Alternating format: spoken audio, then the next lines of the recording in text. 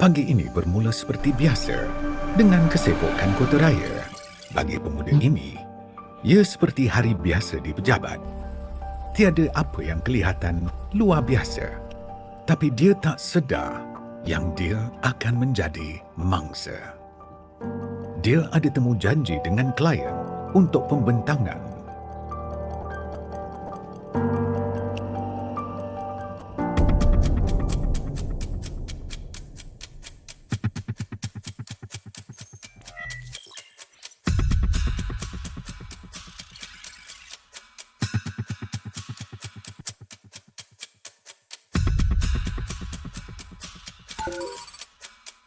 Dengan hanya cap jari, sesiapa saja dapat akses maklumat peribadi anda.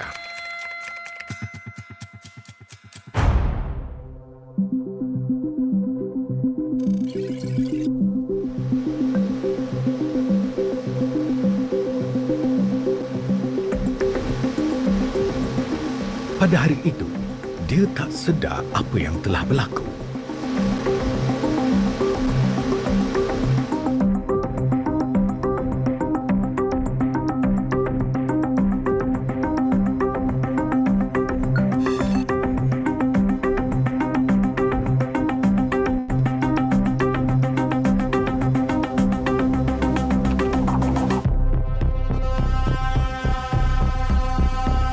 Penggunaan awan semakin meluas. Maklumat penting yang disimpan di awan yang tidak terlindung boleh dipindahkan sekiranya anda menjadi sasaran. Pertama, dia memilih data, akaun pelanggan, maklumat peribadi dan seterusnya alamat IP. Permintaan untuk data seperti ini adalah tinggi dan harganya juga tinggi di pasaran.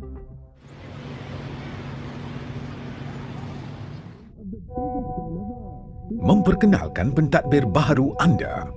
Dia mengakses dari komputer, seterusnya pelayan kami dan akhirnya telefon bimbit. Bila dia sedar apa yang telah berlaku, ianya sudah terlambat.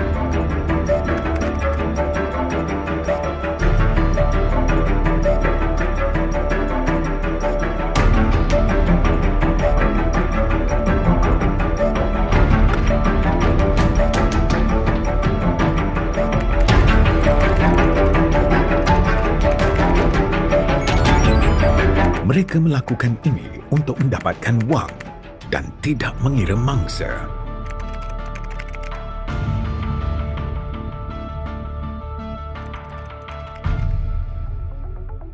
Hampir setiap hari akan ada serangan penggodam terhadap maklumat pribadi di syarikat terkemuka maupun di laman sesawang.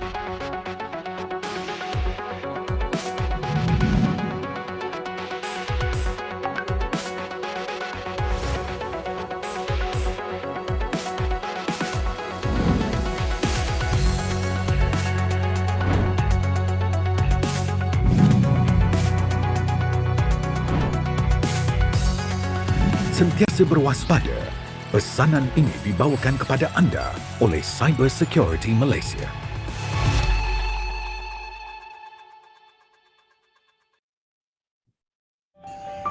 The morning begins as usual, accompanied by the hustle and bustle of the city. It's just another day at the office for this young man. Nothing out of the ordinary. But he is about to become a victim. He has a meeting with a client and needs to make sure his presentation is ready.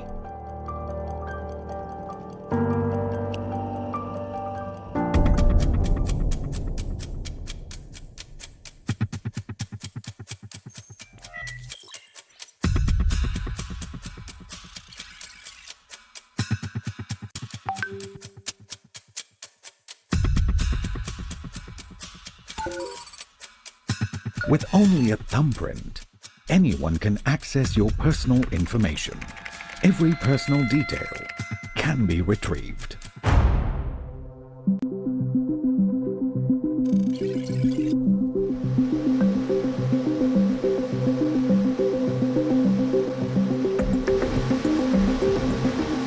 On that very day, He had no idea what happened.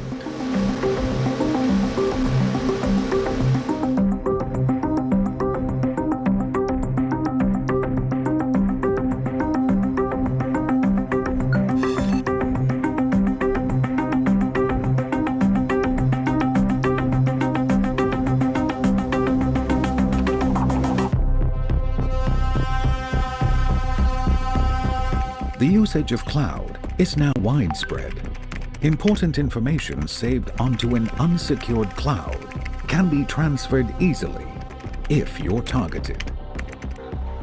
First, they pick the data, then the client's account, personal information, and finally the IP address.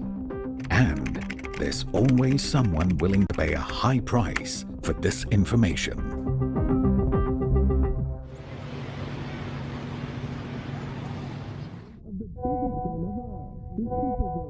Say hello to your new admin. He went from the computers to the servers and finally to the cell phones. By the time you realize something is amiss, it's too late.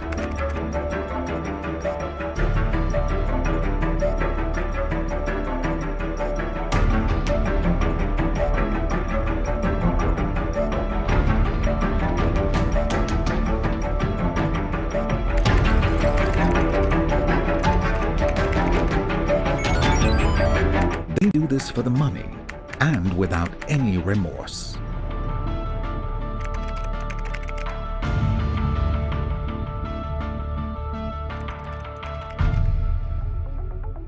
Almost every day, hackers attack leading companies and their websites for personal information.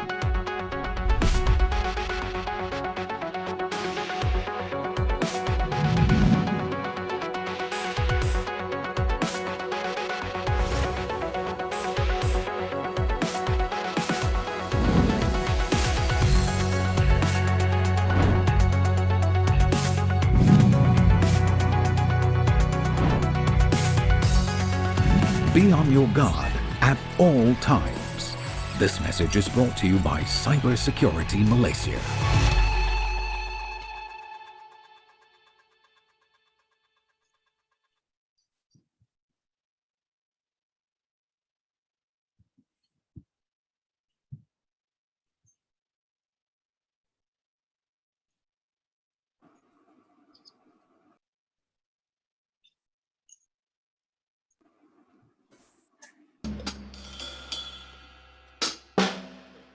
Okay. Rolling. Stand by.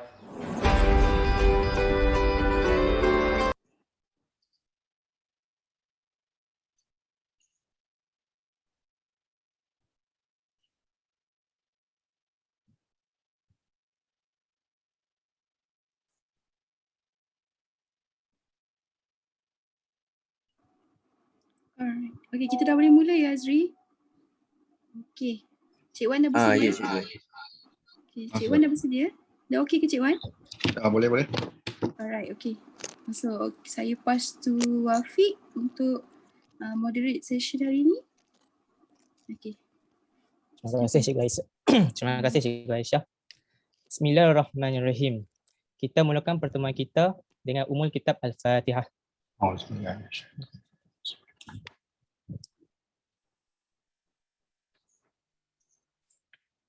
Assalamualaikum warahmatullahi wabarakatuh. Alhamdulillah, kita dapat bersama-sama dalam TPN Digital Citizenship Talk Series yang bertajuk Cyber Ethics and Cyber Security. Apa khabar semua? Terima kasih kerana meluangkan masa bersama-sama kita pada hari ini.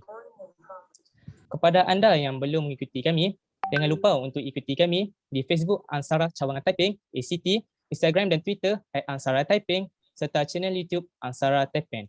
Untuk info-info perkembangan terkini Ansara Taiping, dan sekiranya anda belum daftar sebagai ahli Ansara Taiping, anda bolehlah berbuat sedemikian di laman web www.myansara.org. Baiklah, memulakan majlis, ingin saya ucapkan ucapan ribuan terima kasih kepada rakan strategi Ansara Taiping, iaitu Kelab Pencegahan Jenayah MRSM Taiping, TNF Energy Sendirian Berhad, Alka System dan BG Capital Holdings. Sebelum kita berkenalan dengan tetamu undangan kita, saya ingin memperkenalkan diri saya terlebih dahulu. Nama saya Wafiq bin Muhammad Zuki dari kelas 401 yang kini memegang jawatan sebagai Presiden Kelab Pencegahan Jenayah MRSM Taiping. Rakan-rakan penonton semua, pada hari ini kita sangat beruntung kerana bersama-sama dengan kita ialah tetamu khas kita, Encik Wan Syafiuddin Zainuddin, Ansara Taiping SPM 1991, Head of Department Cyber Security Malaysia dan juga merupakan Bendahari Taiping. Apa khabar Encik Wan Syafi? Khabar baik. Alhamdulillah. Terima kasih kerana sudi meluangkan masa bersama-sama dengan kami pada petang ini. Sama-sama. Baiklah, tanpa melengahkan masa, saya menjemput dan mempersilakan Encik Wan Syafiuddin Zainuddin untuk menyampaikan perkongsian beliau bertajuk Cyber Ethics and Cyber Security. Dipersilakan. Okay, terima kasih Encik Wafiq. Assalamualaikum warahmatullahi wabarakatuh dan selamat tengah hari. Kepada cikgu yang saya hormati, Cikgu Nur Syaidah dan juga Cikgu Aisyah, terima kasih kerana memberi peluang kepada saya untuk berkongsi sedikit sebanyak pengetahuan yang saya ada pada petang ini. Jadi saya nak share slide yang saya telah sediakan untuk hari ini.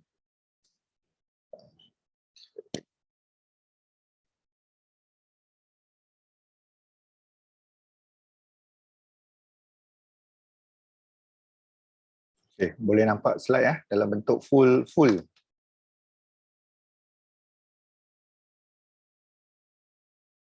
Semua boleh nampak dalam bentuk penuh Sekejap saya ubah sikit.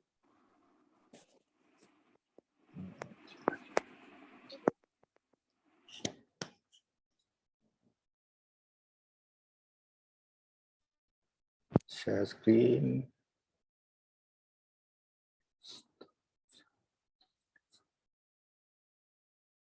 Stop dulu.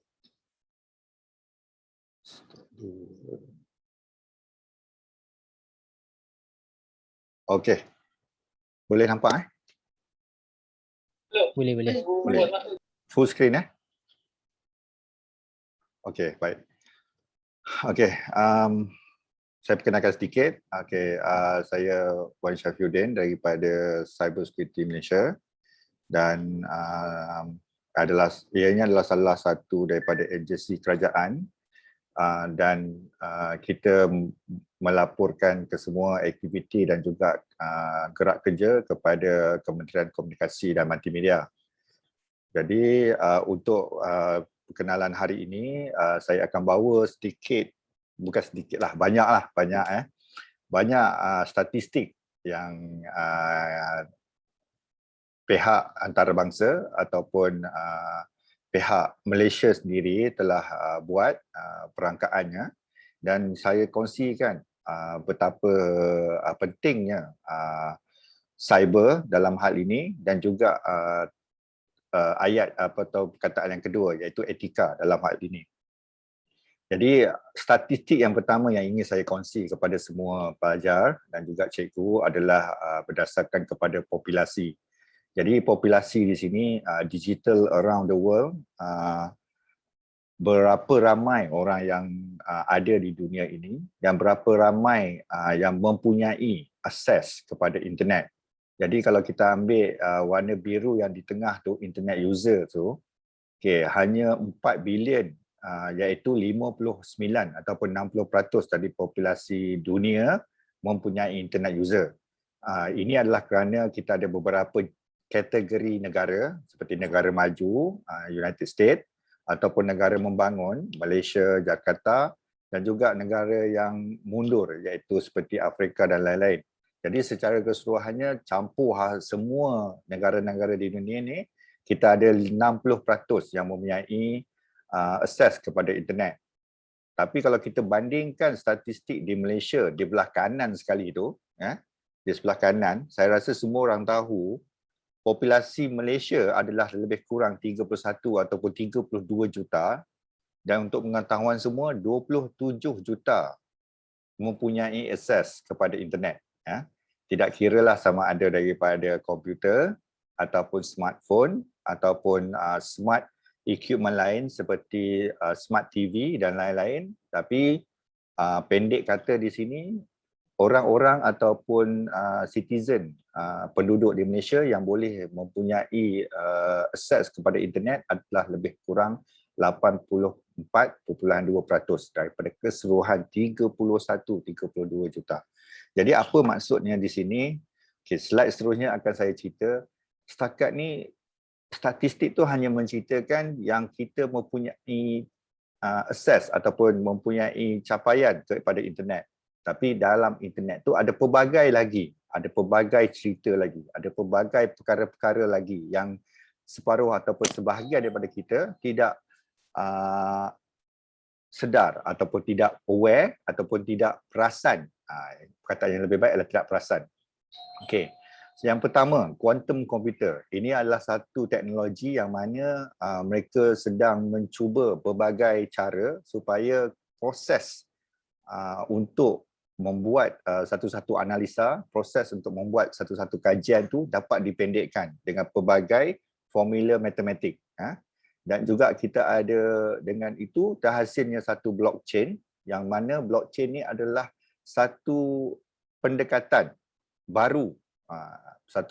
baru, di mana selalunya apabila kita nak memproses sesuatu data, kita nak memproses satu-satu informasi tu, kita akan buat di satu tempat ataupun kita panggil berpusat ataupun dalam bahasa Inggerisnya centralized. Tapi dengan adanya pendekatan blockchain ni, dia mengubah kepada pecahan kepada beberapa pusat, kepada beberapa tempat. Jadi instead of centralized dalam bahasa Inggerisnya, dia jadi distributed. Jadi apa antara salah satu yang paling diwawarkan kenapa perlunya blockchain ini adalah kerana apabila distributed, apabila ada di tempat-tempat lain seperti gambar ni, kalau tuan-tuan dan puan-puan, adik-adik semua nampak, dia ada beberapa pecahan sini, maksudnya semua rekod, semua dokumen juga ada serpihannya di sana sini. Jadi itu yang mereka wawarkan. Maksud kata ianya tidak berpusat ataupun tidak dikumpul di satu tempat sahaja. Okay. Kenapa ianya penting? Nanti ada slide seterusnya. Dan dengan seterusnya kita juga dikenalkan dengan smart city. Ya. Bukan sahaja kalau zaman saya dulu ambil SPM 91, saya sempatlah masuk dalam kelab komputer di MRSM Taiping. Masa tu buat programming basic dan juga berjaya untuk masuk ke pertandingan di MRSM Berseri. Tapi masa tu sangat-sangat susah untuk mendapatkan knowledge sebab kita tak ada lagi internet masa tu. Yang ada hanyalah buku-buku dan nak beli buku pun sangatlah mahal. Boleh bayangkanlah pada masa tersebut, tahun 90, 91, buku-buku yang berkenaan dengan teknologi, buku-buku yang berkenaan dengan programming agak lebih kurang harga RM100. Sangat-sangat sukar masa tu. Tapi dengan smart city sekarang ni, semua orang yang mempunyai capaian internet dalam slide yang pertama tadi boleh mendapatkan informasi di hujung jari. Ya. Kita dah ada telefon, daripada telefon analog dah jadi smartphone. Kita dah ada, dulu saya berstart ataupun mula bekerja dengan desktop. Bila balik rumah dah tak ada kerja sebab tak ada komputer. Satu komputer berharga RM6,000 masa tu, desktop. Sekarang ni semua dah ada laptop. Pelajar-pelajar sekolah untuk PDPR juga diminta untuk menggunakan laptop ataupun tab. Jadi dah ramai. Bila dah ramai tu, maka dari situlah hasilnya smart city. Kemudian kita ada Internet of Things. Ya. Kalau dulu hanya komputer je yang boleh masuk internet, komputer saja yang boleh mendapatkan informasi, komputer saja yang boleh menghasilkan kawalan ataupun arahan. Sekarang ni kita dah ada CCTV, kita dah ada kereta tanpa perlunya ada pemandu ataupun driver. Dan saya rasa hampir kesemua daripada kita pada petang ni pun dah biasa dengar dengan TV, smart TV, ya, yang ada setengahnya menggunakan Android untuk mendapatkan siaran-siaran yang tidak ada pada TV konvensional. Jadi itu adalah current trend sekarang. Dan apabila kita menceritakan pasal cyber ataupun keselamatan, cyber security, dia akan datang dengan dua benda. Yang pertama iaitu risk ataupun risiko, dan yang kedua adalah concern. Jadi kenapa saya bawa risk dan concern ni? Okey, ini adalah satu statistik yang saya nak bawa, nak bagi tahu kepada semua bahawasanya dalam apa-apa saja tugasan kita, walau mana pun kita berada, mesti ada risiko, mesti ada risk. Dan untuk pengetahuan semua, sepanjang 5 tahun lepas, sepanjang 10 tahun lepas, risiko yang paling tinggi adalah risiko yang berkenaan dengan Mother Nature ataupun dengan kejadian alam. Ya. Daripada situ kita tengok kat sini, di tengah tu top 10 risk in term of likelihood. So kebanyakannya datang dengan kejadian alam, iaitu extreme weather, climate extreme failure, natural disaster, kebakaran, banjir, itu semua adalah risiko-risiko yang kebarangkalian untuk jadi itu tinggi. Tapi sejak 2-3 tahun ni, kita amat-amat risau sebab nombor 6 dan nombor 7 ni. Nombor 6 dan nombor 7 ni berkaitan dengan komputer. Telah menaiki sebab kebarangkalian untuk terjadi kepada adik-adik, kepada cikgu dan kepada saya makin tinggi kebarangkalian. Maksudnya kalau kita tidak berjaga, kebarangkalian sangat-sangat tinggi oleh The Global Risk Report pada tahun 2020 ini. Dan ianya juga memberi gambaran tidak kira sama ada kita ni pelajar, sama ada kita ni ketua dalam satu-satu syarikat seperti senior management, sama ada kita ni frontier seperti yang kita lihat yang berlaku pada zaman sekarang ni, COVID. Kita ada nurse, kita ada doctors, kemudian kita ada polis dan juga tentera di luar sana yang cuba mengawal COVID ni. Jadi mereka juga terdedah antara orang-orang yang dikatakan top 3, iaitu mudah terdedah kepada ancaman ataupun serangan. Jadi ini juga menunjukkan yang tidak kira sama anda ketua kepada satu-satu organisasi ataupun anda orang-orang biasa macam saya juga adalah terdedah kepada serangan. Dan serangan-serangan yang sangat-sangat menjadi, serangan-serangan yang sangat-sangat berjaya menyerang kita adalah antaranya adalah phishing, spyware dan ransomware. Secara mudahnya lah saya nak beritahu, phishing ni paling mudah ialah mereka akan buat satu website yang sama macam website bank, sama ada warna hijau, katakan warna kuning. Kalau warna kuning tu kita memang relate kepada Maybank. Kalau siapa-siapa yang biasa login kepada Maybank ataupun siapa-siapa yang ada account Maybank, dia fahamlah. Kemudian CIMB yang sangat related dengan warna merah. Jadi itu adalah antara apa yang cuba mereka buat, di mana mereka akan cuba buat satu website lain yang hampir sama dan dalam masa sama mereka akan hantar email untuk suruh kita pergi ke website yang mereka buat tu dan cuba login. Itu adalah antara cubaan untuk mendapatkan username dan password yang akan saya bentangkan lagi sebentar lagi. Dan ini adalah satu metodologi ataupun satu cara serangan yang sangat-sangat berkesan kepada yang boleh berlaku kepada sesiapa saja. Okey. Jadi selepas kita melihat senario dia, kita akan tengok kepada landscape pula. Jadi dengan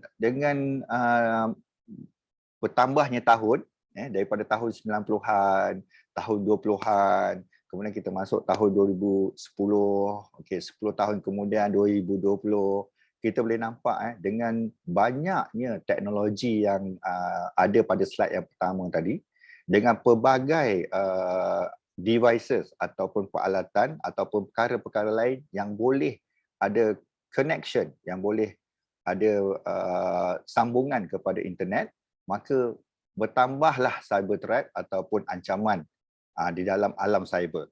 Dan antara yang paling selalu terjadi adalah yang di kanan ni, phishing ni memang yang paling hebat lah, yang paling berjaya, yang walaupun orang semua tahu cara macam mana orang nak hack, tapi kadang-kadang kita alpa, kadang-kadang kita lupa dan kita terjatuh ataupun kita terpedaya dengan cara phishing ni. Kemudian ada yang lebih sophisticated, iaitu cara malware, cara hacking untuk membuat penipuan. Juga jangan dilupa, jangan dilupa, kita juga ada insider trade. Insider trade ni adalah antara contoh-contoh mudah adalah orang yang menjadi staff pada organisasi tersebut. Orang-orang yang bekerja dengan kita, yang kita tidak tahu bahawa sebenarnya mereka mempunyai niat jahat. Mereka mempunyai niat untuk mencuri data-data. Kemudian kita ada yang terakhir yang juga agak popular dan berjaya adalah bermaksud social engineering. Okay. Ini adalah beberapa keratan akhbar yang saya nak majukan supaya kita tahu bukan sahaja organisasi kecil, bukan sahaja orang perseorangan, tapi organisasi besar dan juga negara boleh diserang. Yang paling saya ingat Malaysia apabila tahun 90, tahun 2010 tak salah saya, bila kita menang pertandingan bola dengan Indonesia. Jadi berlakunya serangan secara besar-besaran oleh penggodam-penggodam daripada Indonesia kepada website-website yang dimiliki oleh pihak kerajaan, dan beberapa daripada agensi dan juga kementerian kita terkesan dengan serangan tersebut. Jadi ia tidak sahaja terhad kepada orang perseorangan, tidak sahaja terhad kepada syarikat kecil ataupun negara kecil, tapi ia boleh juga mencecah kepada syarikat besar seperti Microsoft. Jadi apabila adanya risk, kita juga kena tahu apakah impak-impaknya. Jadi apabila kita telah digodam, apabila orang berjaya mendapatkan informasi ataupun data-data pada kita, sudah tentulah brand kita ataupun nama baik kita tercalar. Bila nama baik kita, brand kita tercalar, maka customer ataupun pelanggan-pelanggan kita akan menjadi kurang keyakinan kepada kita. Bila mereka kurang keyakinan, ada kebarangkalian mereka tidak lagi mahu komunikasikan kita ataupun berurus niaga dengan kita, maka kita akan hilang financial, kita akan hilang beberapa bisnes. Ada juga oleh kerana insiden tersebut, urus niaga yang sedang berjalan juga kemungkinan boleh jadi dibatalkan, kemungkinan boleh di-cancel. Jadi benda-benda yang empat ni, brand, financial, operation and regulatory ini adalah berkaitan dengan bukan setakat kita menjadi mangsa, tapi kita mungkin juga didakwa kerana lalai dan menyebabkan data-data tersebut dapat dicuri. Itu di bawah regulatory. Dan sudah tentu operasi kita pun tersangkut, operasi kita juga tergugat dengan berlakunya perkara cyber attack. Jadi itu antara yang ingin saya sampaikan sebagai introduction ataupun pengenalan beberapa statistik dan kenapa statistik itu penting untuk disuarakan, apa kaitan statistik itu dengan risiko dan mengapa adanya risiko dan adanya ancaman, dan jika berlaku apa yang menjadi impak ataupun apakah kesan-kesannya kepada diri kita sebagai individu ataupun diri kita sebagai pelajar ataupun lebih khusus kepada saya, individu yang sedang menjadi salah seorang staff ataupun kaki tangan Cyber Security Malaysia. So challenge dia untuk hari ini, kita akan masuk lagi satu topik iaitu ethics. So basically etik ni, secara mudahnya saya bawa satu gambar. Kalau kita buka akaun sosial media, sama ada Facebook, Instagram atau apa saja, adakah kita akan memberi gambar kita yang sebenar? Yang mana sebenar? Yang kiri ke yang kanan yang sebenar? Ataupun gambar kita gambar lain? Jadi kita kata peribahasa Melayu, tepuk dada, tanyalah selera. Are you going to put your profile or are you going to put another ataupun another person as your profile? Okay. So basically the question here are, do you think your action are right or not? Whether do you feel good or do you feel bad? So itu adalah antara soalan-soalan ataupun adalah antara perkara yang biasa berlaku sama ada pada diri kita ataupun diri rakan kita apabila kita mula berjinak dengan sosial media. Kemudian dengan adanya kalau dulu kena datang pejabat sebab kita cuma ada komputer di pejabat yang dipanggil desktop yang agak susah untuk dibawa balik. So bila di pejabat saja kita boleh melayari internet. Itu zaman 90-an dan awal 2000 waktu-waktu saya baru mula bekerja. Jadi masa tu memang sangat popular dengan benda ni. Masuk je pejabat, mula cari gambar-gambar pornografi menggunakan internet pejabat. Jadi ada negara yang kata oh betul dan okey, ada negara yang kata salah, ataupun mungkin tak ada negara yang mengatakan betul atau salah dalam undang-undangnya. Adakah kita sebagai individu merasakan ianya betul ataupun boleh, ataupun kita sebagai individu merasakan benda itu tidak boleh? So this pornography is okay. Jadi apa yang saya nak bentangkan dengan contoh pertama dengan contoh kedua ni adalah, adakah kita boleh boleh membuat keputusan sama ada benda tersebut, aktiviti tersebut, keputusan tersebut adalah betul ataupun salah. Adakah perkara yang sama dilakukan di negara lain seperti US ataupun UK dan benda yang sama dilakukan di Malaysia, adakah benda itu betul ataupun dibenarkan ataupun benda itu salah, melanggar undang-undang? Kemudian apakah faktor-faktor yang akan membuat kita berfikir dengan lebih mendalam sebelum kita membuat tindakan tersebut? Yang ketiga, kalau kita juga meneruskan dengan tindakan ataupun intention untuk letakkan gambar yang bukan diri kita sendiri, adakah kita merasa senang hati ataupun kita merasa agak tak berapa macam selesa? Okay. Kemudian adakah ketiga, yang keempat, what makes us avoid from do it in the first place? Jadi macam kenapa saya suka ambil pornografi tadi, kenapa kita bila pergi bekerja kena fikir dulu benda tu? Adakah kita boleh avoid daripada benda tersebut? Kalau kita pergi ke suatu tempat yang mempunyai akses internet, adakah itu perkara pertama yang kita akan buat? Jadi kalau adakah kita mempunyai kekuatan untuk menghalang ataupun untuk tidak melakukan ataupun tidak memikirkan perkara tersebut in the first place? Jadi seterusnya, yang ni saya sedang melanjutkan pelajaran, umur dah 47, SPM 91, baru nak buat master dekat UKM. So salah satu daripada pelajaran dia memang adalah cyber ethics and legal. So yang definisi ni saya ambil daripada situ. Jadi cyber ethics is the study of moral, legal and society issue involve cyber technology. Kenapa saya kata legal? Sebab setiap negara ada undang-undangnya.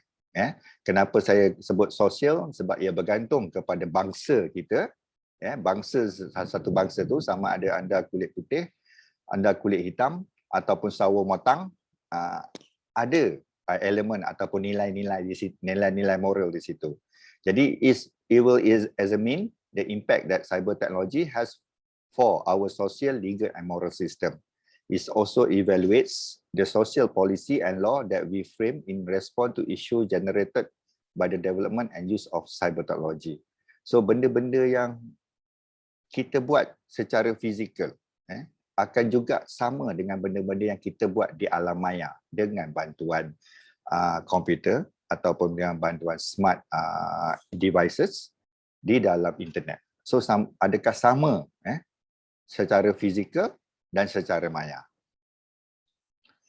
Okay, cyber technology. Oh, tadi ada perkataan satu tu. Saya lupa nak highlight. Okay, involving cyber technology.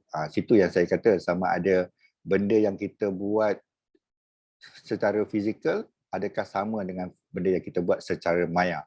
So technology refer to wide range of computing and communication device from standalone computer to connected or network computing. Maknanya boleh akses kepada internet lah.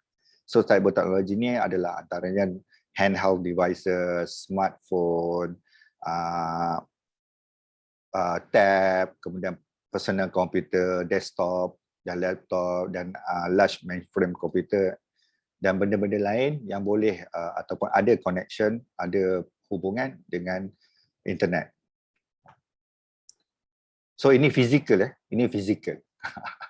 Jadi macam mana? Adakah benda ni kita rasa boleh buat? Orang tangkap gambar informasi-informasi, orang mendengar secara bila gelap tu kita anggap kata tidak mendapat keizinan. Satu lagi ayat yang paling penting ialah apa-apa saja aktiviti sama ada A ataupun B ataupun C apa saja, kalau dianya berhubung kait dengan tanpa keizinan, itu akan ada banyak isu ataupun akan relate berhubung kait dengan ethics. So ini adalah satu gambar yang saya nak tunjuk, yang kalau dulu zaman saya pergi pejabat yang memang tak ada laptop tu masa tu saya rasa syarikat saya masa tu nak beli pun satu dalam harga 10,000. Terpaksa beli sebab kita nak bawa laptop tersebut untuk buat presentation dekat syarikat-syarikat lain. Kalau desktop tu sakitlah nak bawa dengan besarnya, monitor pun besar kan. Jadi ini adalah gambaran yang sangat sesuai yang saya nak bawa. Adakah boleh kita tangkap gambar kat belakang tu dan dengar apa yang dibuat oleh orang yang sedang melayari internet. So is it right or wrong? Adakah dibolehkan ataupun tidak? Ada ke undang-undang ataupun ada ke perkeliling berkenaan perkara-perkara tersebut? Macam di mana pula kita nak refer ataupun di mana kita nak rujuk jika kita memerlukan mencari informasi tersebut. Jadi kemudian kita dah tahu pasal ethics. Saya dah bagi beberapa contoh daripada segi secara umum. Kemudian kita relate pula ethics and juga ICT ni. Jadi untuk adik-adik semua, kalau kurang tahu pasal teknologi ni, ini adalah satu table yang saya buat supaya saya cari supaya kita boleh tahu teknologi yang ada pada zaman-zaman tersebut, yang mana kebanyakan orang yang buat artikel ni mengatakan ianya boleh dipecahkan kepada 4. Jadi zaman 60-an tu komputer yang sama kuat macam kita ada di desktop tu, saiznya adalah saiz mega yang dipanggil mainframe komputer. Jadi adik-adik boleh Google bila type je mainframe komputer, lepas tu type lah tahun 1960, saiznya adalah sebesar kereta. Itu dia, saiznya sebesar kereta. Kemudian dengan teknologi yang bertambah baik, maka tahun 70-an kita panggil mini komputer and PC. Dia dah start mengecil, dia panggil mini komputer. Kemudian pada tahun 90-an, ini saya ambil SPM 91 dan present. Kita dikenali dengan internet, World Wide Web, di mana semua informasi, semua data-data adalah di hujung jari. Kemudian present to the new future, kita ada convergence of information and communication technology with nanotechnology research and biometric research. Di sini apa yang membezakan fasa 3 dan fasa 4 adalah masa fasa 3 ni kita secara manual mencari informasi. Jadi secara mudah nak tahunya, fasa 4 ni kita ada komputer yang boleh ditugaskan secara sendiri untuk mencari informasi-informasi yang berkaitan. Mereka ada kebolehan untuk membuat analisa informasi yang apa yang berguna dan boleh yang perlu disimpan dan bagi kepada kita, dan informasi apa yang mereka dapat yang tidak perlu disimpan. Yang ataupun dengan bahasa mudahnya kita panggil artificial intelligence. Okey. Setakat ni ada soalan? Kalau ada soalan boleh angkat tangan dan juga boleh chat di ruang chat. Ni ada Wafiq betul. Siapa yang punya soalan kepada Encik Safi berkenaan dengan program ni boleh bertanya di hujung chat. Oh, hujung program okey. Kita buat hujung program lah. Jadi saya habiskan dulu slide-slide saya. Ada banyak ni, 63. Okey. Jadi ini memang klasik lah. On the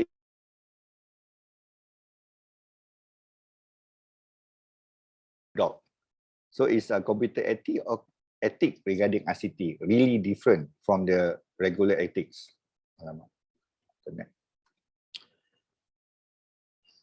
So basically, most experts agree that there is actually no special category of computer ethics, rather than there are ethical situations in which computer are involved. The capabilities of the computer often lend a special character to problem of computer ethics. Secara mudahnya, ayat ni nak bagi tahu bahawa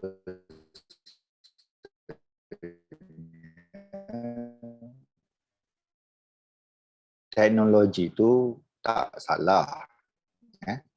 Dia macam double-edged sword. Pisau tu kita boleh tikam orang untuk kebaikan. Potong bawang, potong daging, potong ayam. Jadi takkan kita nak salahkan pisau. Itu yang dicuba dibawa oleh ayat-ayat ini. Okay. Saya bawa, kena copy ayat ni sebiji-sebijian sebab dia adalah daripada slide. Kalau saya ubah ni takut penyampaiannya berbeza. Okay. Another characteristic common to computer ethics is the difficulty of identifying ethical issue.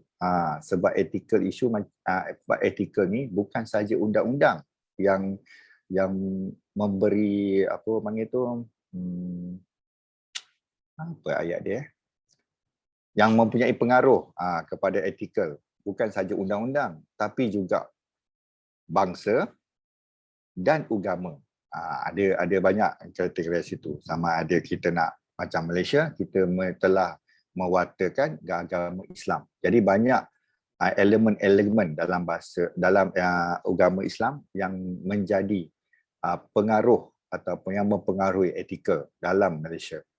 Jadi the first, many of those who perform practice, ni sama juga. Kalau kita tak tahu, kan, beberapa ilmu tu kita tak tahu, biasanya the first reaction when was caught is I didn't know that I did anything wrong.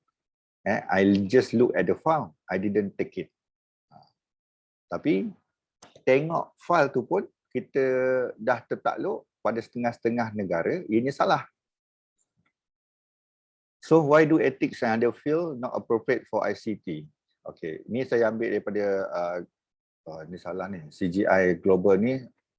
Jadi ada satu jurnal oleh Parker, Soap and Becker pada tahun 1996, using computer and data communication alter the relationship among people, personal contact is reduced and the speed of communication often does not give the participant time to reflect on the possibility of implication of unethical use. Jadi when an information, masalah sekarang ni pada tahun 1996 lagi ialah selalunya kita ada informasi ataupun data dalam bentuk physical file. Tapi bila tahun zaman 90-an, dia dah start masuk dalam digital electronic form, jadi ianya mudah untuk diubah. Siapa-siapa pun boleh ubah. Jadi dengan mudah ubah, ia lebih vulnerable dan didapat oleh unauthorized access. Jadi orang-orang yang tak sepatutnya dapat informasi itu mudah dapat.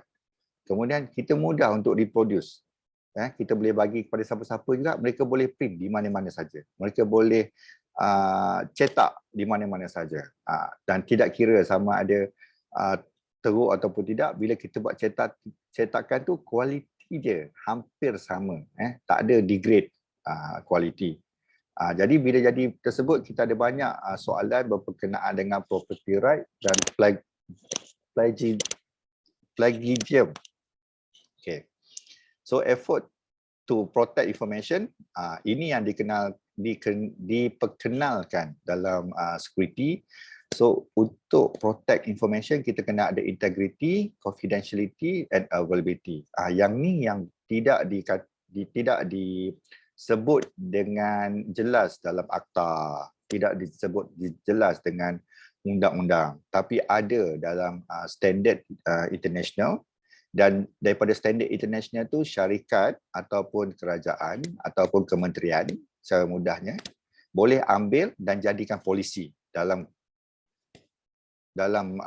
kerja-kerja seharian mereka, dalam memproses data, dalam menyimpan data, ataupun dalam berkongsi data.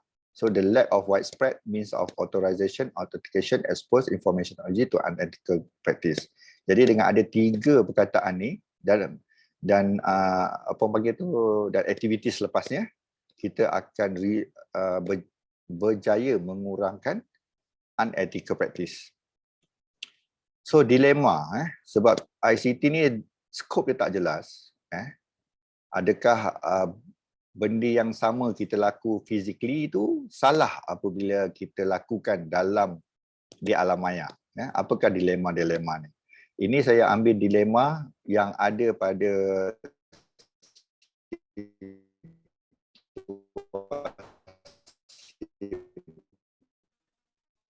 bekerja, tapi si bekerja, iaitu social element bagi kita. Apabila sekarang ni memang contoh paling mudah lah.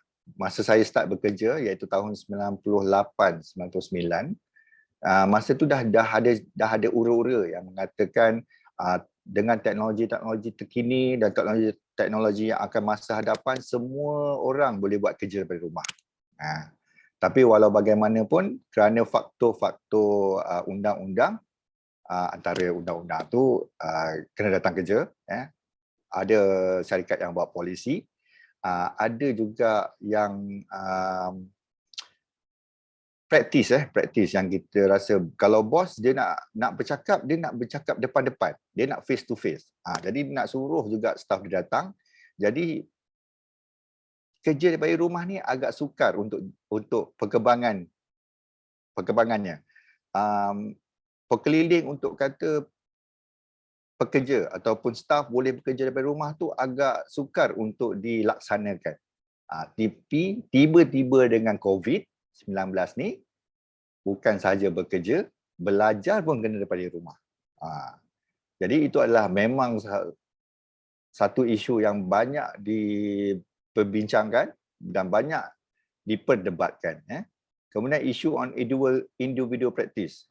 Kita kalau dulu mudah je, paling hebat pun masa saya start ataupun saya mula bekerja, saya ada satu URL je, iaitu URL untuk journal. Saya punya WordPress untuk bercerita macam diary. Hari ni buat apa, besok buat apa. Itu tahun 98, 98, 99 saya start mula bekerja. Tapi bila masuk 2010, 2015, berbagai-bagai aplikasi untuk social media timbul. Macam-macam naik.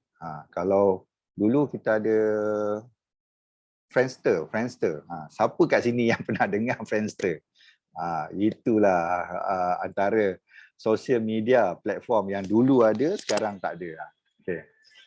Kemudian kita ada software development issue. Saya alhamdulillah ada pengalaman berkenaan dengan sosial dengan programming ni. Jadi memang amat mudah masa kita nak buat development tu, kita masukkan beberapa kod yang akan memudahkan kita untuk kontrol software tersebut daripada remote, daripada tempat lain.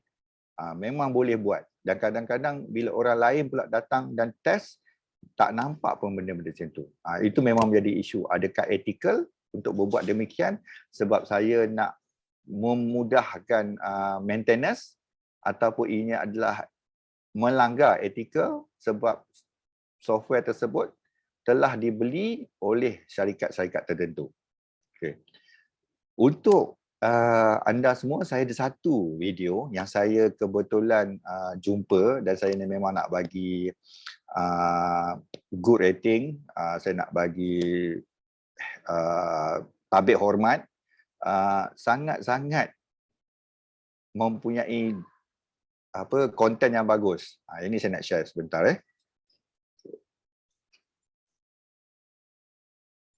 sekejap. Jadi tuan-tuan semua sementara ni boleh tengok.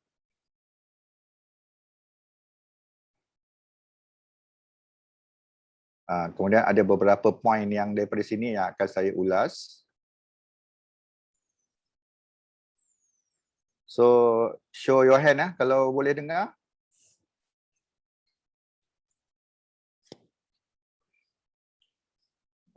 Bayangkanlah student boleh buat ni.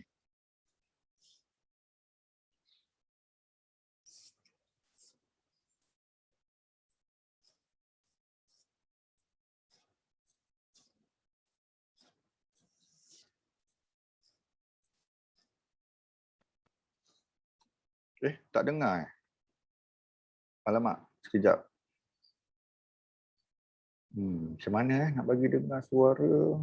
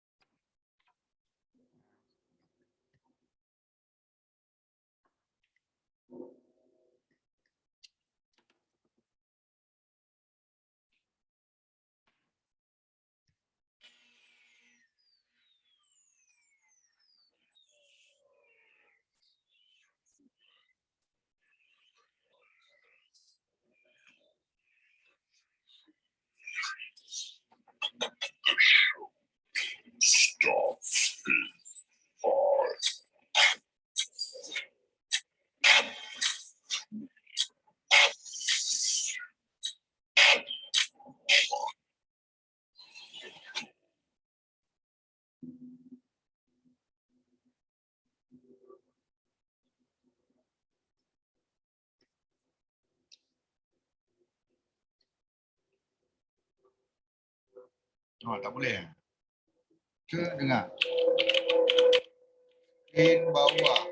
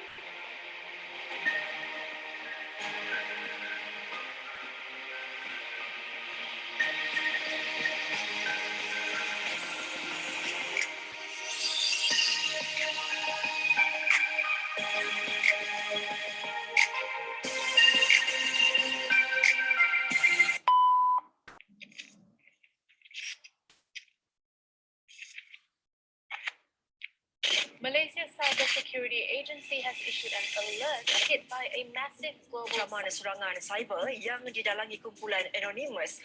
Lebih banyak kes berlaku tetapi tidak dilaporkan kepada mereka. Mereka penerbangan di Godam kira-kira pukul 10 pagi tadi.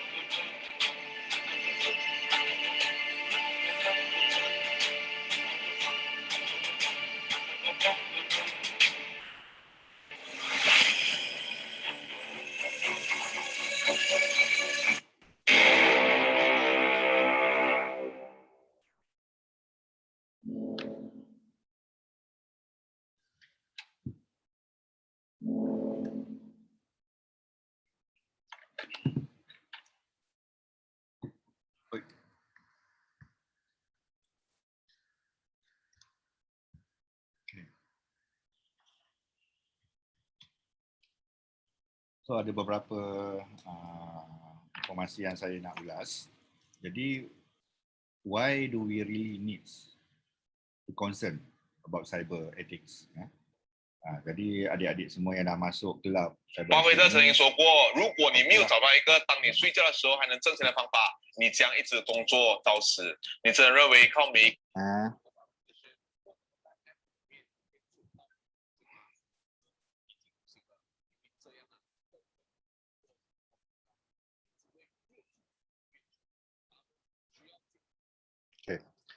So yang pertama adalah to protect personal and commercial information such as login and password.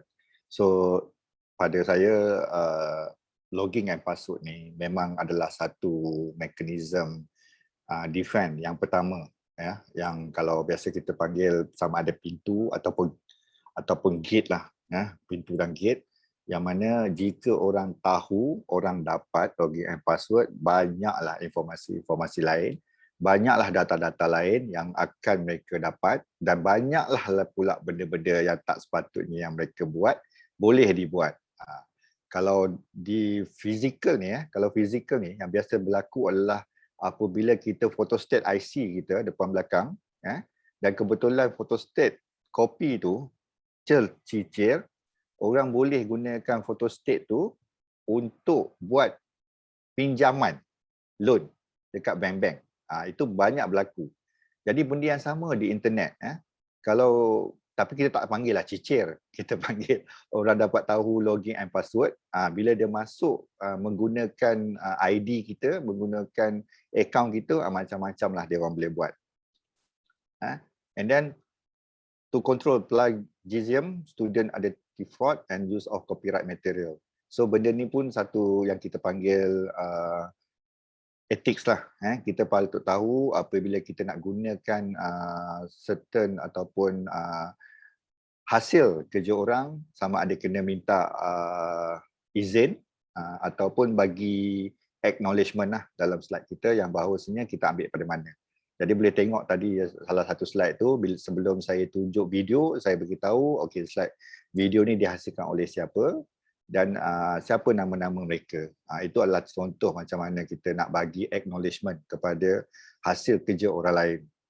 So mengelak daripada orang tuduh yang kita plagiat. So yang ketiga, to make ICT available and access to all people including the disabled, untuk orang-orang yang kurang upaya. Jadi ada isu di sini di mana nak bagi facility ICT kepada semua orang akan memakan kos, dan apabila ia memakan kos, jadi ianya akan menjadi satu isu yang akan diperdebatkan. Yang lain adalah adakah ianya berbaloi, adakah ianya memberi manfaat dan berapa besar manfaat tersebut. Kemudian to suppress dishonest business practice. Ini pun samalah. Kalau tuan-tuan biasa dengar, kadang-kadang bila kena hack, kena kodam, ada business kat luar sana tak nak report. Mereka tak nak report sebab mereka rasa bila report tu akan mengganggu operasi mereka, akan hilang customer. Jadi praktis dishonest macam ni perlu dielakkan. Jadi to promote social and social value in the social and avoid cyberbullying. Jadi saya nampak isu yang paling besar dalam secondary school ataupun sekolah menengah ni, yang paling perkara pertama adalah cyberbully lah. Jadi itu yang saya ambil apa yang cuba disampaikan oleh rakan-rakan anda dalam video dan saya cuba ulas. Jadi jika kita tak ambil tahu benda-benda tadi, kita tak ambil tahu apa yang boleh, apa yang tidak, bukan sahaja daripada segi undang-undang tapi juga daripada segi ethics, maka benda-benda ni boleh berlaku. Boleh berlaku cyberbully sampai orang yang kena bully itu bunuh diri. Kalau di US sampai mereka menembak secara rawak, padahalnya yang bully 2-3 orang, tapi bila berlakunya tembakan secara rawak sampai 20 orang yang meninggal dunia. Jadi akibatnya adalah sangat dahsyat. Jadi kita bukan sahaja kepada diri kita, akibatnya juga kepada masyarakat. So ini adalah benda-benda yang kemudian saya tak pasti benda ni sama ada memang ada diberitahu 7 cyber ethic yang diberitahu dalam video tadi itu memang diajar ataupun tidak. Mungkin cikgu nanti boleh sahkan. So jadi tapi saya setujulah. Setuju yang pertama sekali, don't use rude or offensive language. Pakai huruf besar ni pun pada saya menunjukkan kemarahan. Kalau kita tulis huruf besar dalam slide kan, memang ia menunjukkan kemarahan. Tapi yang ini pasal saya ambil daripada video tersebut, memang huruf besar lah. Kalau baik, kalau sesuai ialah macam title di atas ni, what are you waiting for? Yang mana patut huruf besar, yang mana huruf patut kecil, huruf kecil. Kemudian do not cyberbully, don't plagiat, dan don't break into someone else computer. So basically yang don't break into someone else computer tu mesti ada password kat bawah dia sekali. Okay, kemudian saya nak cerita inisiatif daripada syarikat yang saya bekerja ataupun agensi saya bekerja ni. Kita dah sampai hujung-hujung. Jadi Cyber Security Malaysia sendiri, kita ada satu inisiatif yang kita panggil Safer Internet Day 2021. Dan kita memang bertujuan untuk menaikkan tahap kesedaran dan memberi latihan ataupun educate internet user dengan menggunakan pelbagai teknologi dan juga terhadap apa yang berlaku dalam sosial. Dan juga kita memfokus kepada risiko-risiko apabila mereka online. Itu kita punya tujuan ataupun kita punya inisiatif. Dan antara rasional yang kita bawa adalah kerana semua orang perlu berhadapan dengan perubahan teknologi yang sangat cepat. Itu memang tu saya sendirilah pelik. Dalam IT ni, dia punya growth, dia punya perkembangan sangat laju. Saya dah 10 tahun tak buat programming. Jadi bila nak sambung balik buat programming tu dah tak tahu dah hala apa dia. Memang dah rasa satu benda baru. Dengan dia punya editornya, dengan dia punya konsepnya sangat-sangat berbeza daripada apa yang 10 tahun lepas berlaku. Itu baru programming. Application pun sangat-sangat banyak. Growing sense of urgency to governance the internet user to employ a level of civility and responsibility. Kita kena ada responsibility, kita juga kena tahu hak kita supaya orang lain tak langgar, dan juga kita tahu responsibility kita supaya kita tak langgar hak orang. Itu antara rasional yang penting. Kemudian align with positive global movement, social deterioration in cybersafe. So biasalah kita nak sinkroniskan dengan benda-benda yang positif yang mana semua negara sedang berusaha ke arah tersebut. Okay. Isu and challenge di Malaysia. Ini mereka punya kajian sendiri, cyber security buat satu jabatan yang kita panggil jabatan tarbiyah. Bukanlah jabatan tarbiyah. Bahasa Inggeris kita panggil outreach. Okay, Microsoft study show bullying remain an issue with 4 in 10 teens involved, including adults. So terlalu ramai orang yang suka mengecam, terlalu ramai orang yang suka memberi statement yang negatif, terlalu ramai orang yang suka mengutuk di Malaysia. Potential threat of technology whereby cyber criminal can access into our information amid the COVID-19 crisis. Ini yang memang best. Bila berlakunya isu-isu yang hangat, akan ada email yang sampai kepada kita dengan tajuk COVID-19 ataupun masa 3 tahun, 4 tahun lepas, kita kehilangan kapal terbang MH37 berapa something like that. Tapi email yang sampai tu kita tak kenal pun. Kemudian ada attachment. So attachment tu adalah kita panggil potential of threat. Ada orang-orang yang dalam golongan cyber kriminal yang memang akan hantar aja email sebegitu, dan siapa-siapa yang double klik untuk buka attachment tersebut akan menjadi mangsa.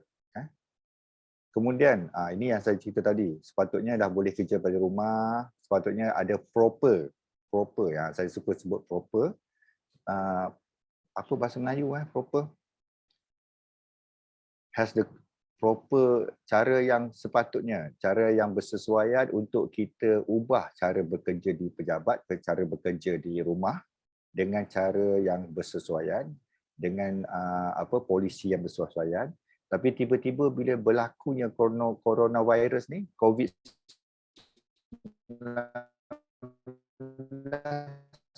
ni, tak ada benda tu. Tak ada polisi, tak ada best practice, tak ada tips do and don'ts yang boleh kita follow. Kemudian online gambling makin menjadi-jadi. Kalau dulu online gambling ni bila event besar je, macam Piala Bola Dunia, baru ada online gambling. Tapi sekarang ni macam-macam dah ada. So internet users are advised to practice cyber hygiene in order to prevent cyber security attacks. So cyber hygiene ni satu topik lain lah kalau nak cerita. Memang ini banyak, macam jaga password, bila tak pakai komputer kena set wallpaper ataupun automatic lock selepas 30 saat ataupun 5 saat, bergantung kepada kesesuaian. Dan yang terakhir sekali, yang paling penting adalah parents atau ibu bapa sendiri kena tahu. Macam adik-adik sini kira okey lah, supaya hari ini dah ada satu pendedahan kepada apa itu ethics. So apa kandungan dalam tu, adik-adik boleh dapatkan daripada tempat-tempat lain. Akan antaranya ada beberapa yang cyber security sendiri ada. Okey, jadi saya rasa saya skip dulu the goal, the objective sebab dah pukul 4. Okey. So target kita nak bagi awareness dan kita nak bagi latihan berkenaan dengan cyber ethic ni kepada 88 internet users di Malaysia. Jadi kalau kita berdasarkan pada statistik tadi, 27 juta orang. So bayangkanlah berapa ramai yang perlu kita capai, berapa ramai yang perlu kita jumpa untuk sampaikan perkara-perkara tersebut. 93% daripada 88 internet user tu pula aktif di sosial media. Sosial media pula banyak. Dengan Facebooknya, Instagramnya, dengan TikTok. Sekarang naik pula TikTok, kan? So berapa banyak pula setiap aplikasi tu, setiap sosial media tu yang kita guna seharian. 5 sampai 12 jam time spent a day on the internet. So adik-adik semua dah bila tahu data-data ni, habis SPM nanti, janganlah sampai 5-12 jam adik-adik semua spend masa dekat internet tu. Okey. Jadi konten ataupun kandungan yang ingin kita utarakan telah dikenal pasti. Juga kita mapkan dengan national philosophy, ada 9 elemen digital citizen dan antaranya adalah digital access and juga etik. Khusus khas tu warna hijau. Digital ethics. Okey, dan khusus untuk apa yang cyber security sasarkan, saya pakai sasarkan ialah kita ada 3, sama ada cyber wellness, ini untuk use orang-orang ataupun golongan macam adik-adik, remaja sekarang ni, remaja daripada tahun berapa 12 tahun. 12 tahun sampai 18, sampai boleh mengundi 21. Itu adalah remaja. Tapi kalau nak sebut pemuda lain pula, dia sampai 40 tahun pemuda. So cyber parenting, ibu bapa, khusus untuk ibu bapa, so konten ataupun kandungan dalam modul cyber parenting ni memang khusus untuk ibu bapa dan saya rasa juga sesuai untuk cikgu. Dan akhir sekali cyber hygiene ni untuk semua orang lah. Untuk semua orang apabila anda sama ada bekerja daripada rumah, bekerja di pejabat, apabila anda online, apakah perkara-perkara do and don'ts yang perlu diketahui. Okay. Jadi pada bulan 2 baru-baru ni, bulan 2 Februari, kita ada Safer Internet Days 2021 Kemudian sekarang ni kita ada tema untuk cyber ethics, untuk alhamdulillah build positive online attribute of self and space, yang kita ada etika. Jadi basically komponen etika ni kita jadikan satu kempen untuk khusus untuk etik, knowledge and awareness. Dan cyber security initiative yang lain, kita ada perkara-perkara ataupun action, tindakan yang perlu ada apabila berhadapan dengan ancaman cyber threat. Kemudian ini adalah satu metodologi baru. Biasanya adik-adik semua akan berkenalan dengan benda ni bila bercerita pasal apa yang perlu dilakukan oleh satu-satu organisasi. So saya tak nak pergi dalam sebab ini lebih kepada alam pekerjaan, identity, protect, detect, respond, recover. Dia lebih kepada bentuk proses daripada kiri ke kanan. Berbanding konsep ataupun metodologi 5 tahun lepas yang lebih ke arah bulatan. Dulu konon-kononnya kita suka letak firewall, so firewall tu jadi macam kita punya pagar. Pagar, kemudian bila orang nak masuk tu kita ada physical access ni, gate ataupun pintu kepada pagar. Kemudian selepas masuknya pula adalah banyak-banyak perimeter ni. So jadi dulu konsep dia lebih kepada bulatan ni, dan semakin lama ke dalam semakin banyak cara-cara ataupun metod untuk kita jaga ataupun kawal data-data tersebut, dan semakin ke dalam maknanya semakin berharga data tersebut. Jadi ada dua cara, ini di 10 tahun lepas, yang ini 2-3 tahun baru ni. Dan untuk people, ini untuk sama ada untuk beberapa, so, untuk cikgu pun bersesuai dan juga untuk adik-adik pelajar semua. Jadi yang pertama kita ada satu program untuk training, kemudian exam, dan selepas exam tu dapat sertifikat. Kita panggil professional certificate. Kemudian kita ada training program yang khusus. Mungkin kita nak tahu pasal digital forensik, tapi kita tak nak tahu semua. Kita nak tahu introduction. Pada masa sama juga kita nak tahu jika berlakunya insiden, apa yang patut kita lakukan. Kita boleh buat custom training di bawah satu inisiatif yang dipanggil Cyber Guru. Jadi setiap organisasi, setiap sekolah, sama ada sekolah asrama ataupun sekolah harian, berbeza-beza keperluan latihan ataupun training ataupun keperluan awareness, kesedaran mereka. Jadi kat sini yang boleh di custom lah pada saya, ya, diubah suai. Kemudian CyberSafe ni, ini adalah satu website yang mana ada banyak posters, ada banyak tips, do and don'ts, dan banyak konten berkenaan dengan apa yang boleh kita lakukan seharian dalam menjaga keselamatan diri kita apabila berada di dalam talian.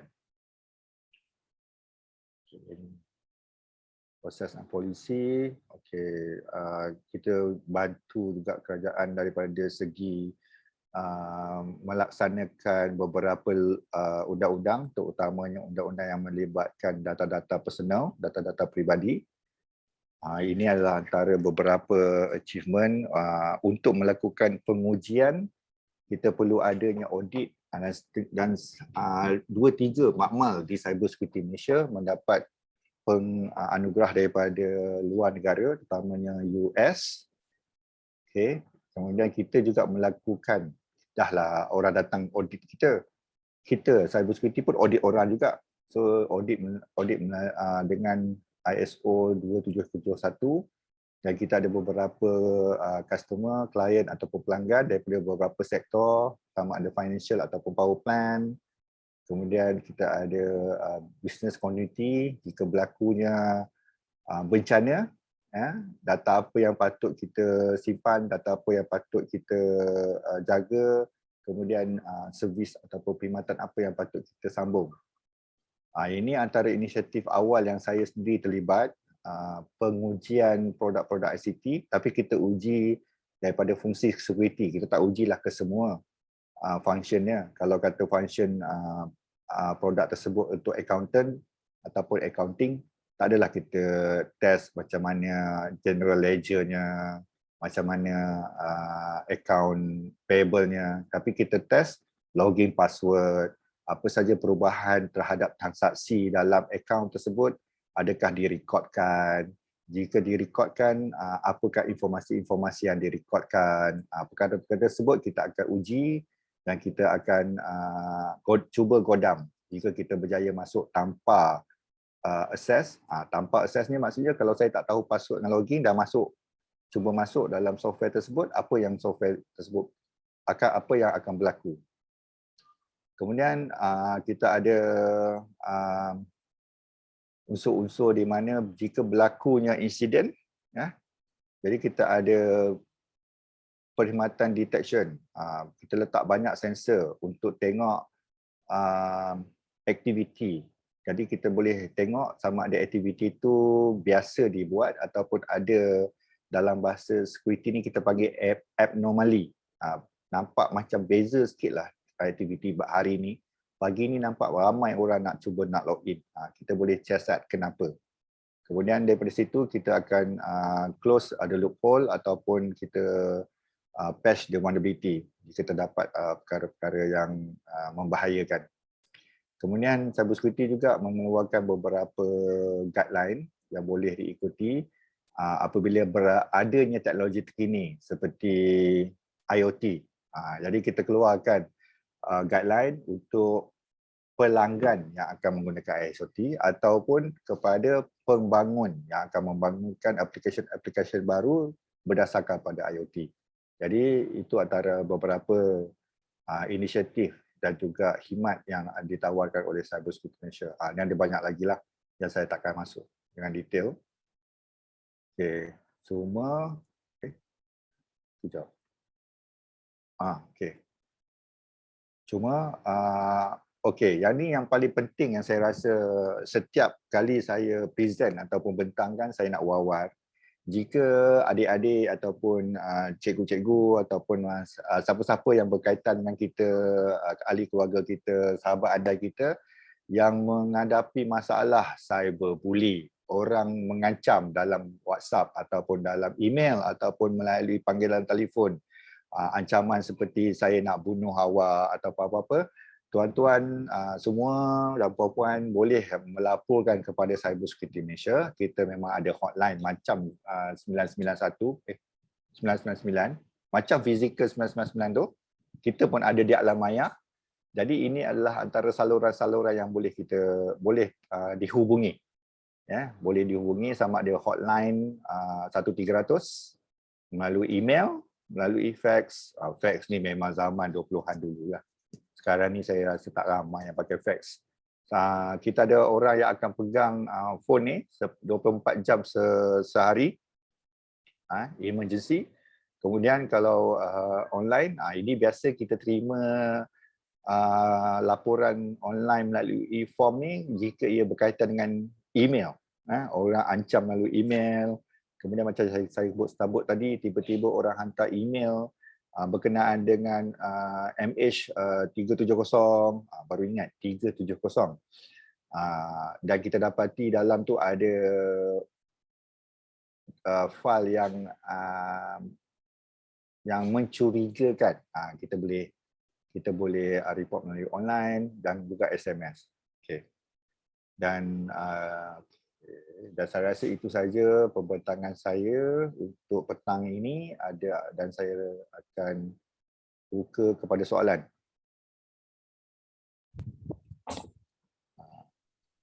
Terima kasih atas perkongsian Encik Wan Syafi sebentar tadi. Program diteruskan dengan sesi Q&A. Okey, baiklah. Untuk soalan yang pertama ialah, do you guys that work in cybersecurity have access to our personal information? Okey. Dia ada dua sebelum saya jawab dia tu. Satu, kita ada agensi yang kita panggil agensi penguat kuasa. Okey. Agensi penguat kuasa ni adalah agensi-agensi yang mana mereka bawa akta bersama mereka. Jadi kita tengok pula akta tu. Jadi kalau akta itu mengatakan okey, semua data-data berkenaan privacy adalah di bawah kawalan selia jabatan tersebut. Maka jawapan kepada soalan tersebut ya. Okey. Kemudian golongan kedua. Cyber security jatuh kepada golongan kedua, iaitu kami adalah agensi kerajaan yang tidak membawa apa-apa akta. Jadi kami tak ada nak monitor siapa-siapa, tak ada nak ambil data daripada siapa-siapa, tak ada. Cuma apabila berlakunya insiden, apabila berlakunya penggodaman, individu yang digodam ataupun syarikat yang digodam perlu berkongsi maklumat-maklumat, dan kadang-kadang maklumat tersebut adalah maklumat yang berkaitan dengan maklumat peribadi. Masa-masa tersebutlah.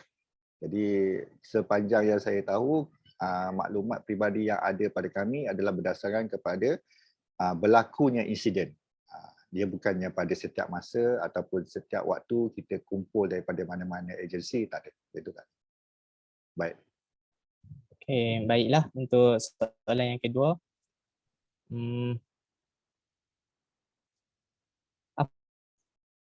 Apakah cara hack yang paling mudah? Boleh. Cara hack yang paling mudah. Okey. Ada satu benda yang kita panggil social engineering. Okey, social engineering ni semua pernah hadapi, sama ada kita sedar ataupun tidak. Sebab ianya dilakukan melalui talian telefon. Kadang-kadang biasa tak dapat panggilan telefon. Assalamualaikum cik. Cik, saya nak maklumkan bahawasanya cik mendapat satu cik perlu datang kepada mahkamah sekian-sekian kerana telah ada satu kes di mana cik didapati melakukan kesalahan mengambil wang sekian-sekian banyak. Dan to my surprise, saya pun terkejut. Kadang-kadang orang yang profesional, orang-orang yang bekerja sebagai tangan kerajaan pun terpedaya dengan ayat-ayat sebenar. Salah satunya sebab mungkin mereka mudah panik, jadi mereka tak sempat nak bincang dengan kawan-kawan, terus kepada kalau saya nak lepas daripada hukuman ni, apa yang saya kena buat cik kena bayar denda, terus bayar denda. Sebenarnya tak ada pun kes tersebut di mahkamah. Itu antara yang paling mudah. Yang kedua, secara teknikal. Secara teknikal tu kena belajarlah. Tools apa yang boleh pakai, langkah apa yang pertama sekali kita kena buat sebelum kita mula dengan menggodam. Dia bukannya kita start komputer tu terus godam, tak. Biasanya saya suka ambil satu contoh dewan orang ramai. Dewan orang ramai ni biasanya ada berapa pintu? Paling kurang 4 pintu pada setiap petak, 4 petak tu, 4 dinding. Tugas saya sebagai penjaga keselamatan, saya kena jaga 4 pintu.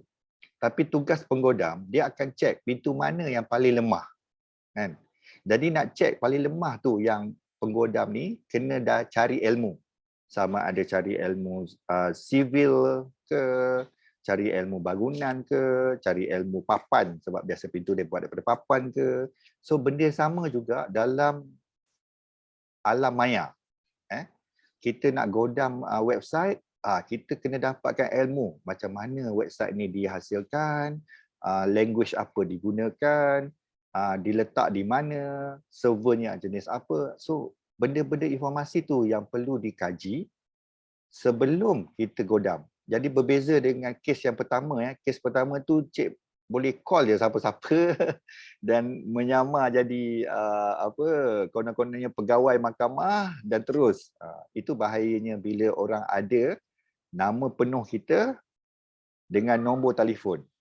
Dan kalau boleh combine ataupun disertakan dengan nombor IC, sangat-sangatlah bahaya. Jadi itu yang kalau ada kebocoran data, ini satu topik lain juga. Kebocoran data memang satu topik yang hangat yang boleh dibincangkan, yang akan melibatkan kepada tindakan undang-undang. Terima kasih. Soalan lain? Okey. Soalan yang ketiga. Soalan Is ni bukan dekat consuming chat pornography against the law? Soalan tu dia hantar kat saya je. Okey. Okey, yang ni ada beberapa cerita yang ramai orang tak tahu. Okey, masa Perdana Menteri yang keempat, siapa tahu siapa Perdana Menteri keempat kita? Cikgu jangan jawab cikgu. Student, siapa Perdana Menteri keempat kita? Okey, Google dulu sementara saya cerita. Perdana Menteri keempat kita telah melancarkan satu inisiatif yang sangat baik yang kita namakan Multimedia Super Corridor. Hasil daripada idea inilah yang berlakunya perkembangan yang sangat rancak di mana yang kita nampak tadi itu 28 juta daripada 32 juta mempunyai internet access. So Multimedia Super Corridor ni bukan sahaja cover infrastruktur yang mana telekom kita kena handle, tapi juga benda-benda lain seperti software, connection, kelajuan internet. Okey. Jadi masa dia lancarkan perkara tersebut, ada perdebatan yang sangat hangat yang mana adakah Malaysia patut ban pornografi, website yang kita biasa panggil XXX. XXX ni jenis pornografi lah.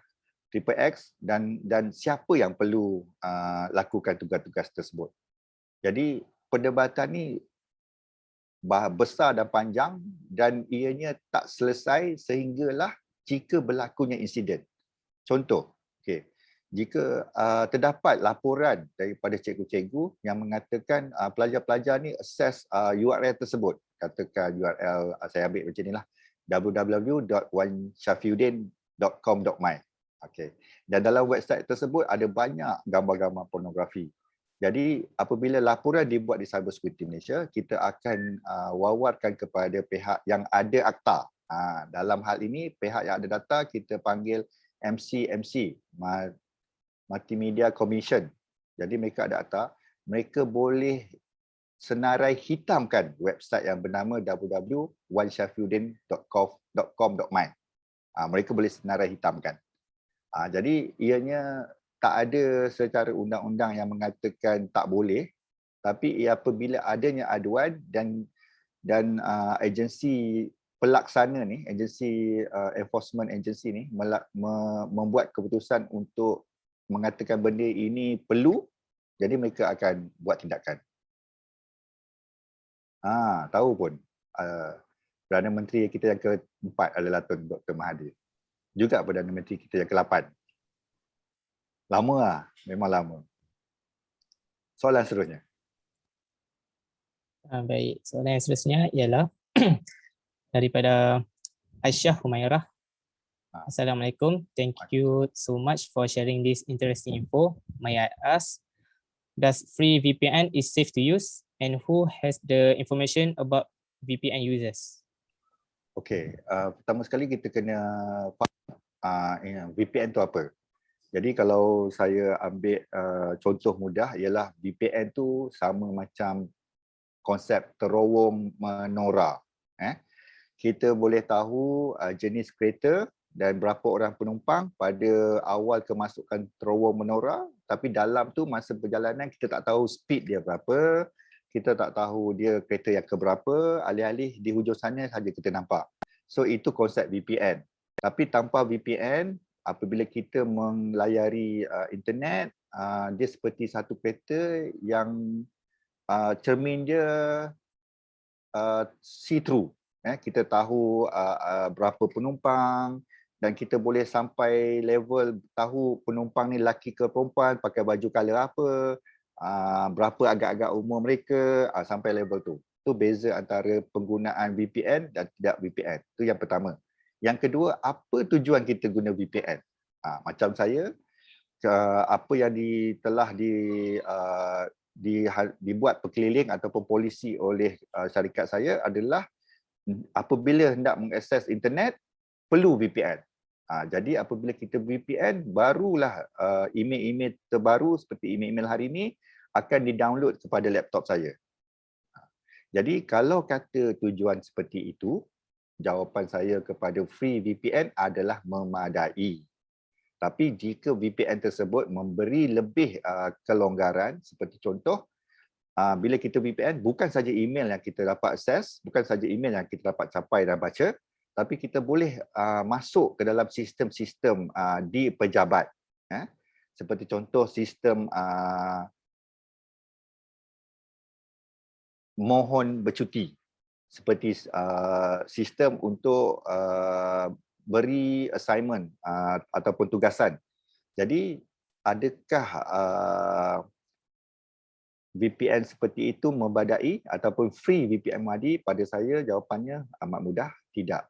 Kerana ia telah ada satu risiko di mana dengan mencapai sistem-sistem di pejabat ataupun sistem contoh di sekolah lah, maka orang yang dapat free VPN adalah tidak membadai. Okey, kita boleh ke soalan lain. Baiklah. Soalan yang seterusnya. What is the hardest case you handled? Okey.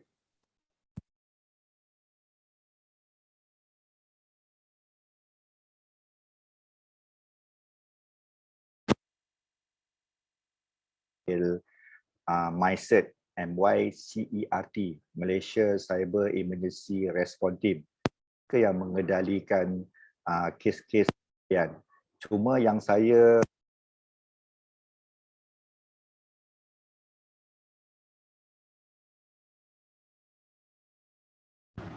ada satu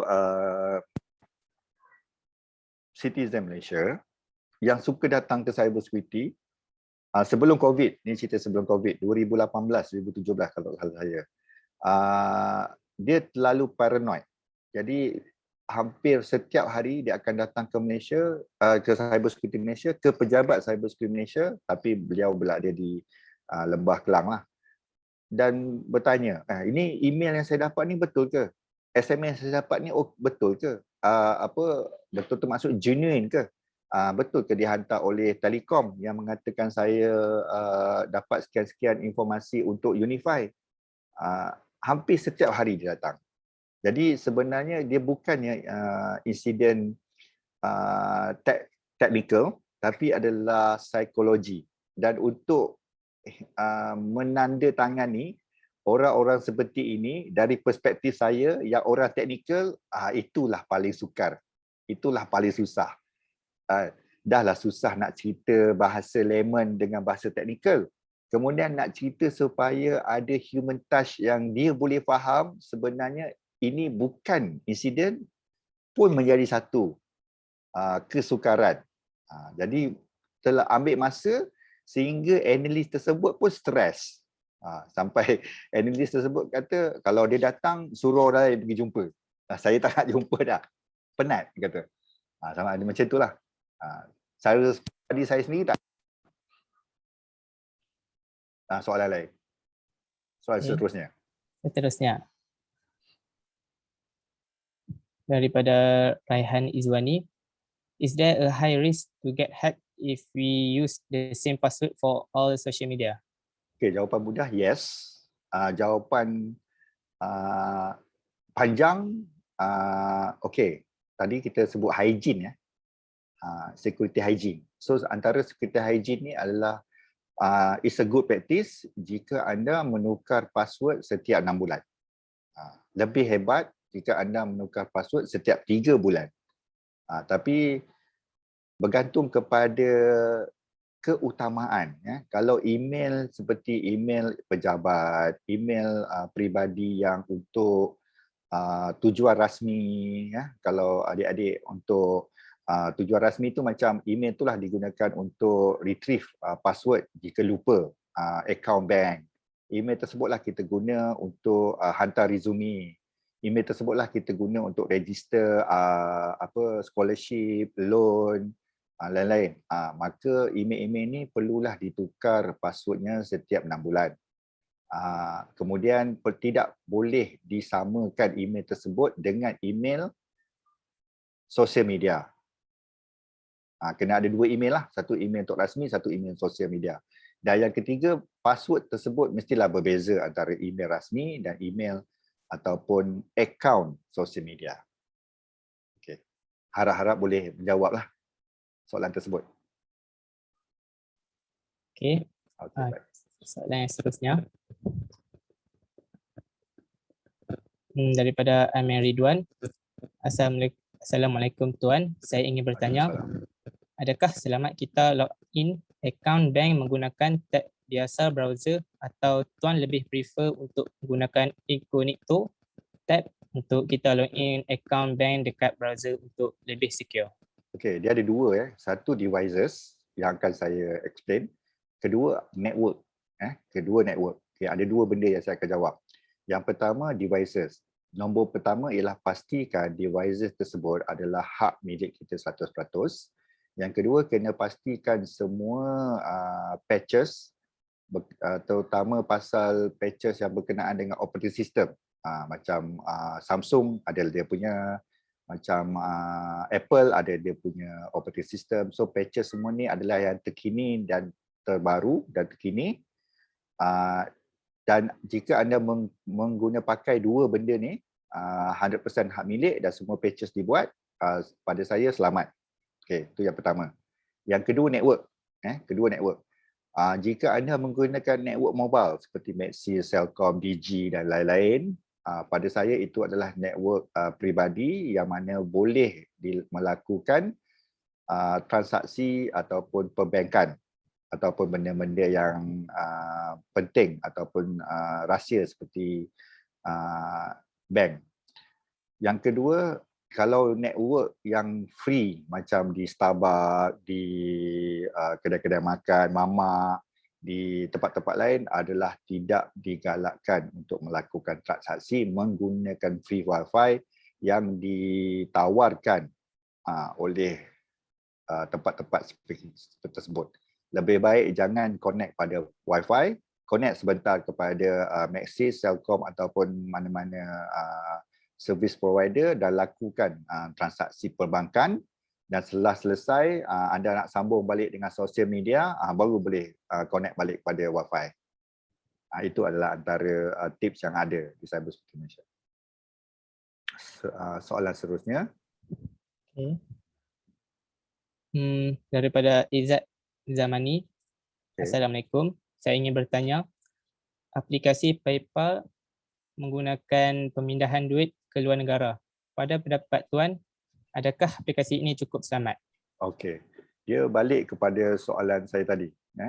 Adakah devices itu kita punya? Okey, dalam hal ni PayPal bukan kita punya. Jadi akan ada beberapa lagi tips yang perlu kita buat dalam kes ini. Kes yang pertama sama, iaitu sama ada benda tu kita ada full control ataupun tidak. Password perlu diubah setiap 6 bulan. Jadi tak kira sama ada tab kita ataupun PayPal, konsep bersama boleh kita pakai. Yang kedua, untuk PayPal ni ada beberapa tips lain yang perlu kita buat. Contohnya seperti monitor pergerakan PayPal. Maksud kata monitor tu, kita kena login lah, katakan setiap 3 hari ke setiap 6 hari supaya kita tahu ada percubaan orang nak masuk ataupun tidak. Mekanisme ni dah ada pada Google. Jadi bila kita sendiri nak access email kita dekat phone kawan ataupun dekat komputer kawan, Google sendiri akan bagi email alert. Kadang-kadang Google sendiri akan hantar sampai SMS mengatakan ada cubaan untuk login daripada tempat yang berlainan. Okey. Jadi tips-tips yang kita nasihat yang kita kongsikan dan kita nasihat kepada pengguna-pengguna di luar sana adalah tip-tip berkenaan tersebut. Jika adanya praktis yang lebih baik seperti Google dan tidak dilakukan oleh PayPal, user sendiri kena buat. Jadi dalam kes ni kena login lah. Kalau rajin tiap hari, kalau tak rajin 3 hari sekali. Betul. Dan yang terakhir, kita tengok keperluan. Kalau rasa-rasa tak perlu pakai PayPal, kita pembelian dalam negara dah cukup, Shopee dah cukup, Lazada dah cukup, kita boleh terhad, kita boleh hadkan ataupun kita boleh hadkan kita punya penggunaan kepada dalaman. Jadi kita cuma guna benda-benda yang kita rasa selamat dan di bawah kawalan Kerajaan Malaysia, dan jika apa-apa berlaku kita boleh melakukan report ataupun laporan kepada Cyber Security Malaysia. Dan kalau daripada e-commerce macam Shopee dan juga Lazada tu, kita boleh laporkan kepada KPDN HEP, Kementerian Dalam Negeri. Membanding dengan aplikasi PayPal yang international, bila kita nak buat laporan, satu, ambil masa untuk mereka terima, kedua, ambil masa juga untuk mereka buat laporan ataupun buat siasatan. Buat siasatan, kedua, laporan pun kita tak tahu akan dapat bila, jadi dia akan jadi prolong, mungkin sampai berbulan-bulan. So itu antara yang saya boleh jawab lah. Ada soalan lain? Nampaknya tiada lagi soalan yang ingin ditanyakan. Terima kasih sekali lagi kepada Encik Wan Syafiuddin Zainuddin kerana sudi untuk meluangkan masa berkongsi dengan kita input-input yang begitu bermanfaat sebentar tadi. Tidak dilupakan juga sekali lagi, terima kasih yang tidak terhingga kepada rakan-rakan strategik Ansara Taiping, iaitu Kelab Pencegahan Jenayah MRSM Taiping, TNF Energy Senjaran Berhad, Alka System dan BG Capital Holdings. Baiklah para penonton, sekiranya anda ingin menonton kembali rakaman sesi ini, anda boleh berbuat sedemikian di Facebook Ansara Cawangan Taiping dan di YouTube Ansara Taiping. Baiklah, kita tutup majlis kita pada hari ini dengan tasbih kafarah dan surah Al-As.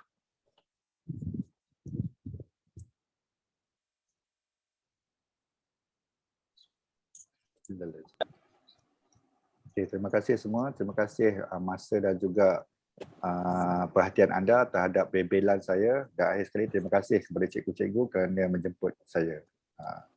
Assalamualaikum warahmatullahi wabarakatuh.